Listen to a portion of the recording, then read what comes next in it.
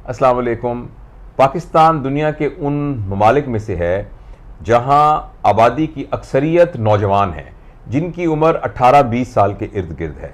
ये वो लोग हैं कि अल्लाह ताला इनको लंबी ज़िंदगी दे, इनके पास काम करने के लिए बहुत मौके शामिल हैं और ये इतना बड़ा पोटेंशियल है पाकिस्तान के अंदर कि अगर हम इस पोटेंशियल को समझ सकें और अपनी यूथ को किसी तरीके से लुक आफ्टर कर सकें। लुक आफ्टर करने से मुराद यह है कि उनको तालीम याफ्ता बनाएं, उनको स्किल सिखाएं, उनके रवैये को बेहतर करें और उनको एक बाकिरदार इंसान बनाएं।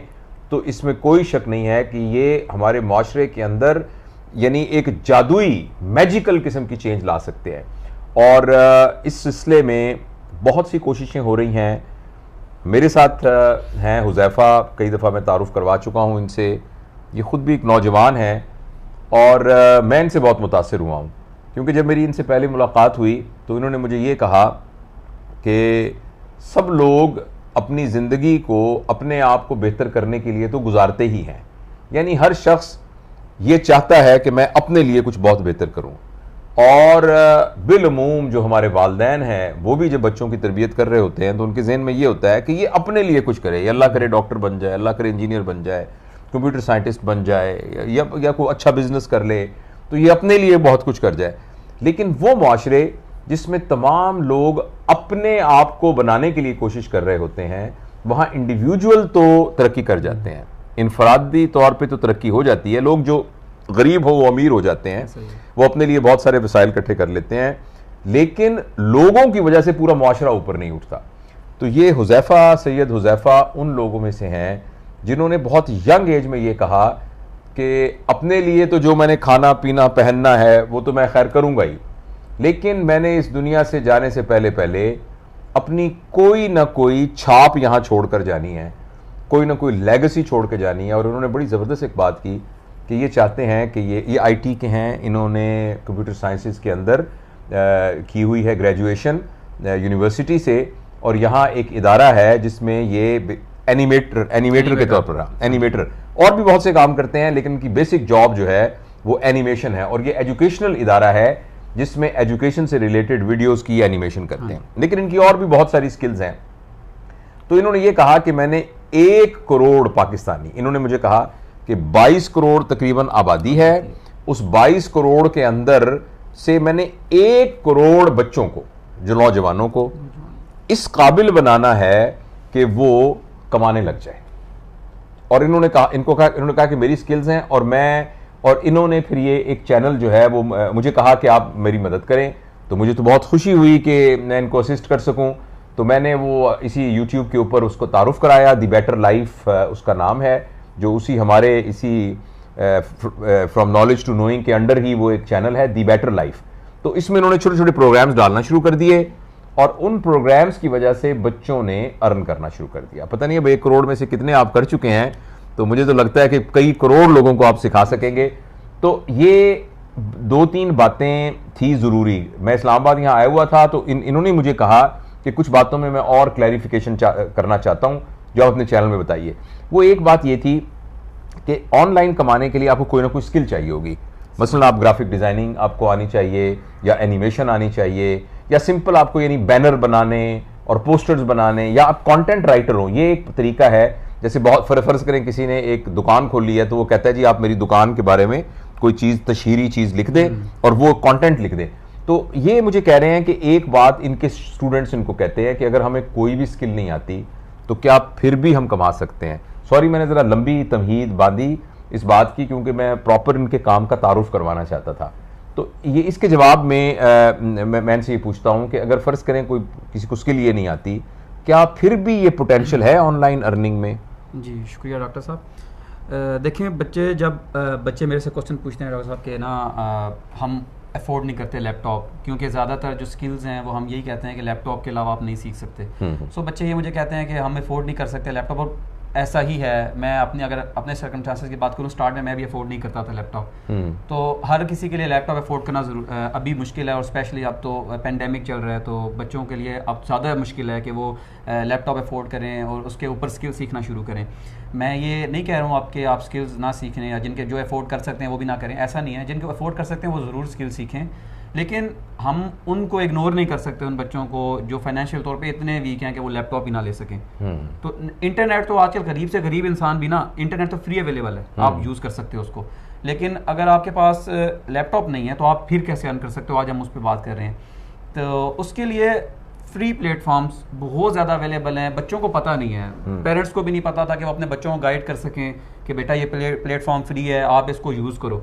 अगर पेरेंट्स हमें देख रहे हैं तो वो अपने बच्चों को गाइड करें, अगर बच्चे हमें देख रहे हैं तो आज हम उनको ये बताएंगे कि अगर आप फ्रीली काम करना चाह रहे हैं, 1 रुपये की इन्वेस्टमेंट आपको नहीं करनी पड़ती और आप वेरीफाइड तौर पर इनकम कैसे कमाना। लेकिन मोबाइल तो होना चाहिए ना उनके पास, मोबाइल होना चाहिए आपके पास, स्मार्ट मोबाइल, चाहे आप छोटे से छोटा मोबाइल हो लेकिन स्मार्टफोन हो, ऐप्स उसमें डाउनलोड हो सकें। आप वो ऐप ले लो, अगर अपना नहीं है तो अपने पेरेंट्स का मोबाइल यूज़ कर लो। बच्चे ये करते हैं, पेरेंट्स का मोबाइल यूज़ करते हैं, पेरेंट्स का मोबाइल यूज़ करो, लेकिन मोबाइल आपके पास हो, इंटरनेट आपके पास हो। अब स्टार्ट में मैं आपको पहले उनके नाम बता दूं प्लेटफॉर्म्स के जो टॉप पे हैं, और आपके लिए उसके लिए कोई कॉम्प्लेक्सिटी नहीं है बहुत ज़्यादा प्लेटफॉर्म, लेकिन मैं आपको उस प्लेटफॉर्म जिसमें आप लोगों ने नाम सुना होगा, फॉरेक्स ट्रेडिंग कर लो, ये कर लो, वो कर लो, मैं उनकी बात नहीं कर रहा, क्योंकि वो कॉम्प्लेक्सिटी है, वो आपको सीखना पड़ता है बहुत कुछ और वक्त ज़ाया करना पड़ता है। मैं आपको नहीं कह रहा कि आप आ जाओ, मैं आपको उन कामों की तरफ जा रहा हूँ जहाँ पे अपना आप पोटेंशियल लगा सकते हो। हर बच्चे के अंदर एक स्किल होती है, बाय गॉड गिफ्टेड स्किल्स होती हैं हर बच्चे के अंदर, के वो उन स्किल्स को यूटिलाइज कर सकता है। तो आपके पास जो प्लेटफॉर्म सबसे ज़्यादा फ्री हैं वो क्या है, वो मैं आपको अभी एक्सप्लेन कर देता हूँ। कि आपने नाम सुना होगा दराज का, दराज.com, OLX का नाम आपने सुना होगा। ये वेबसाइट्स ऐसी हैं जिन पे आप फ्रीली अकाउंट बना सकते हो।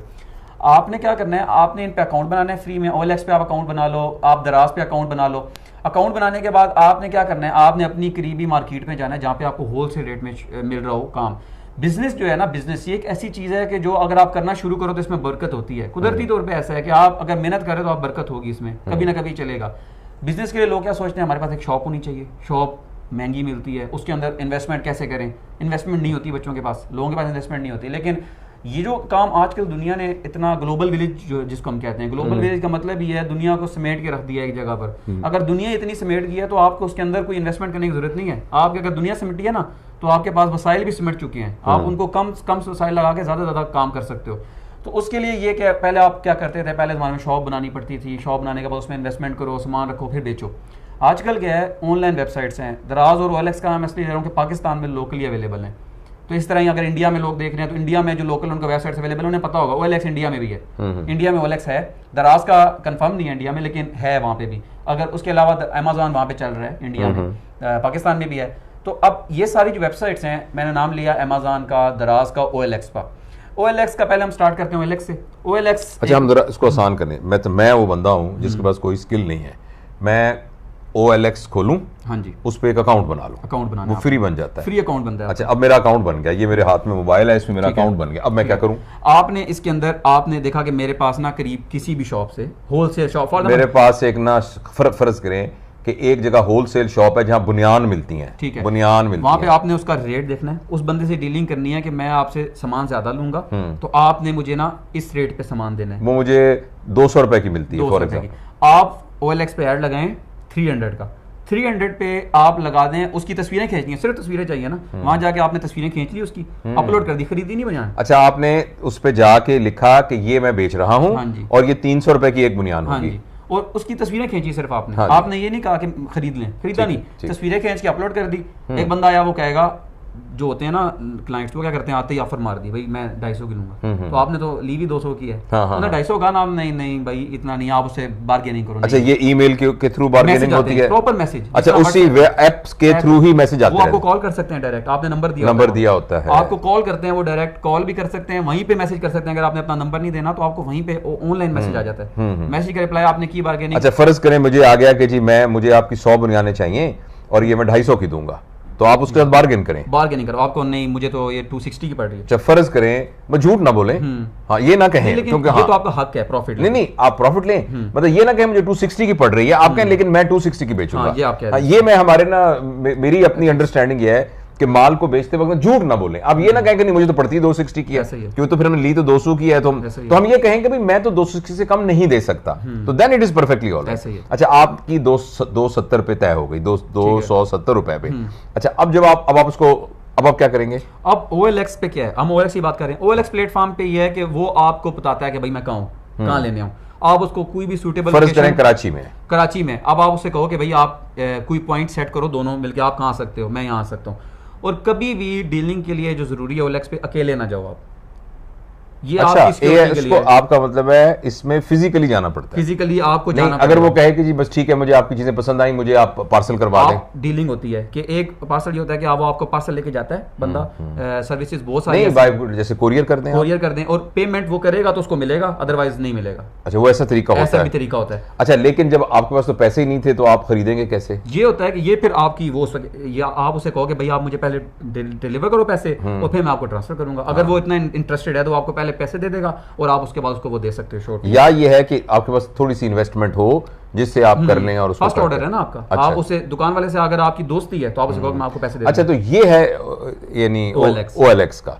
और दराज भी इसी तरह? OLX पे और भी एक ऑप्शन ऐड मजीद मैं बता रहा हूँ, उसमें आप घर की कोई चीज अगर आपने बेचनी है पुरानी, आप वो भी बेच सकते हो। नहीं, हम तो लेकिन कारोबार की बात कर रहे हैं। कारोबार की। तो इसका मतलब ये है कि आप, अच्छा इसमें ये है कि ये भी ये नहीं है कि ये फ्री अर्निंग है जो मुझे समझ में आया है। इसमें भी मेहनत करनी पड़ेगी, आपको प्लानिंग करनी पड़ेगी, आपको अपनी एक वर्थ बनानी पड़ेगी। ये ना हो कि जो आप फोटो दिखा रहे हैं उसकी क्वालिटी खराब ना हो, ताकि आपका फिर एक फेथ डेवलप हो जाए।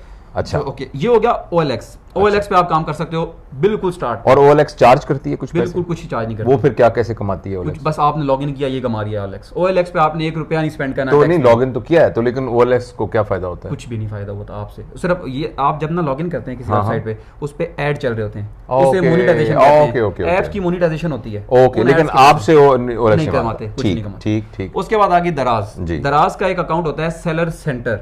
दराज एक वेबसाइट है, दराज का अपना भी एक ऐप होता है, हर बंदे ने डाउनलोड किया आजकल, तो इतनी एडवर्टाइजमेंट वो कर रहे हैं अपनी। दराज ऐप डाउनलोड किया अगर किसी ने, इतनी सस्ती प्रोडक्ट्स मिल जाती हैं। वहाँ पर एक और ऐप होता है, उसका एक और ऐप है प्ले स्टोर पे, सेलर सेंटर, फ्री डाउनलोड होता है। Download seller centre, SELLER। अच्छा जी। तो उसको आपने डाउनलोड करना है, अकाउंट बनाना है, बहुत आसान है। एक नाम आपको पता है आपका क्या है, आपका एड्रेस आपको पता है आपको क्या, आपका नंबर क्या है, बस ये करने के बाद आपका अकाउंट बन गया। अकाउंट बनाने के बाद आपने सेम यही प्रोसीजर है, ऐड प्रोडक्ट्स ऐड करने हैं उसके अंदर। और अगर किसी को नहीं समझ आ रहा, एक और मैं यहाँ से बात ऐड कर देता हूँ कि बच्चे ये कहते हैं कि फॉर एग्जांपल मेरी वीडियो से किसी को बात समझ नहीं हुई। हमारा मेन मकसद था आप तक प्लेटफॉर्म पहुंचाना। अगर आपको अभी भी कोई बात समझ नहीं आ रही कि भाई प्रोडक्ट ऐड करना मुझे नहीं आ रहा, तो आप YouTube पे हजारों वीडियोस बन चुकी हैं इस पर कि भाई हम अकाउंट कैसे बनाएं, how to create account on 5। तो आप खुद ही सीख लें, यानी खुद ही सीख लें। हजारों वीडियोस हैं। चलें, ये भी दराज भी OLX। हाँ, दराज का फायदा ये है, दराज का फायदा ये आपने डिलीवर करना है, फिजिकल वहां पे नहीं है। ओके, आपने डिलीवर करना है और पैसे जो हैं वो आपको दराज पे करेगा। अच्छा, वो बंदा दराज को पे करेगा, दराज आपको पे करेगा। Okay okay. और दराज कुछ पैसे रखेगा उसमें? दराज उसमें से कुछ पैसे रखेगा। अच्छा, तो जो उसकी डिलीवरी है वो भी आप कैलकुलेट करके उसमें रखेंगे कि फर्ज करें ये वाली आपको 200 की मिलती थी तो आपका 50 रुपए खर्चा उसको पहुंचाने का होता है, तो आपने 70 अपना मुनाफा रखा, क्योंकि इसके जो